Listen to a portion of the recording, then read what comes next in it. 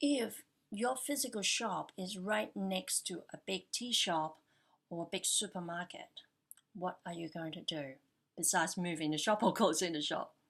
Hello, it's Selena from teas.com.au. It is a painful realization when there are, these big guys right next to you and you kind of feel hopeless. And no matter what you do, it seems like it's just not moving the needle.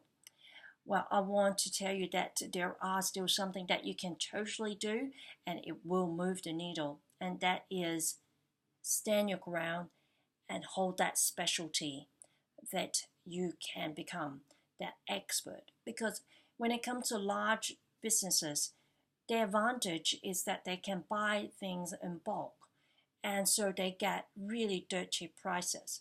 So there is no point for you to go and trying to beat their prices, selling English breakfast Earl Grey, all the popular stuff, because they certainly can do much better price than you do. So if you are trying to price under them, not that you're not going to have any profit, you probably might be actually running at a loss. And I certainly don't want you to do that.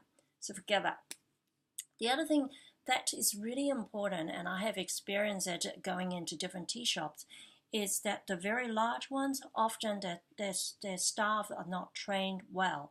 So when it comes to you being a smaller shop, you certainly can give that attention to your customers as well as having that depth of knowledge. In a bigger shop, you probably have the breadth, but in a small shop, you get the depth. And also the experience, instead of just having your teas in a standard shelf, can you try to, theme your shop? Maybe you might have a corner with Japanese tea, and you find a kimono or the Japanese dress, or maybe some Chinese fans, it's Asian stuff, kawaii if you like, Hello Kitty and all those kind of cutie Japanese things. There are so many ways that you can encourage the customers to come back for that experience that a big shop, a supermarket cannot provide. And of course, you can also have workshops and tea training sessions, free talks. Or if you have a shop that is pretty big, can you even have a venue hire? Let's say at night poetry nights and things like that.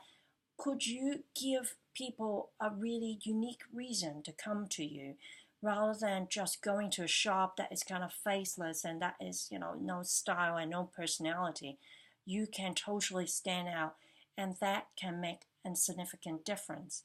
The very important thing is once you get someone hooked, be sure that you give them the reason to come back, whether it is a discount voucher for their next order, a loyalty card, or a special treatment. For example, I walked into a hair face cream shop one day, and they let me try a couple of them, and they said, hey, there is a new Cinderella experience that we're doing, and you can just book a time, it's free, it's just an hour, make you look pretty and fresh. I know you're a busy mom, blah blah blah. And I'm like, yeah, okay, I'm not a makeup gal, but I was sold. They were really putting their heart into it, and it's free. I'm like, why not?